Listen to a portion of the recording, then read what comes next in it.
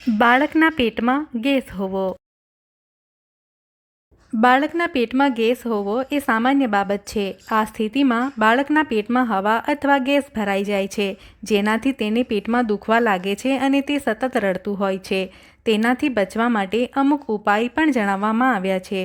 ચાલો આ વિડીયોની મદદથી સમજીએ. બાળકના પેટમાં ગેસ ઓળખવાના લક્ષણ.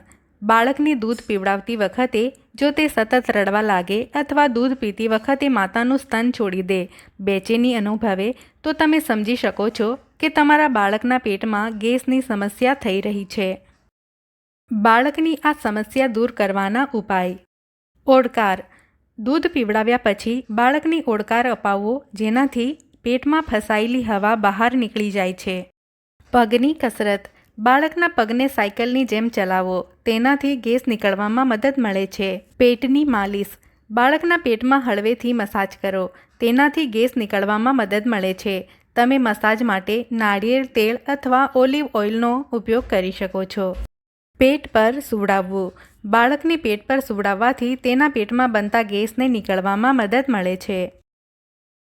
યાદ રાખો, બાળકની આ સમસ્યા લાંબા સમય સુધી ઠીક નથી થતી અને બાળક સતત રડતું હોય તો તમારા ડૉક્ટરનો સંપર્ક કરો.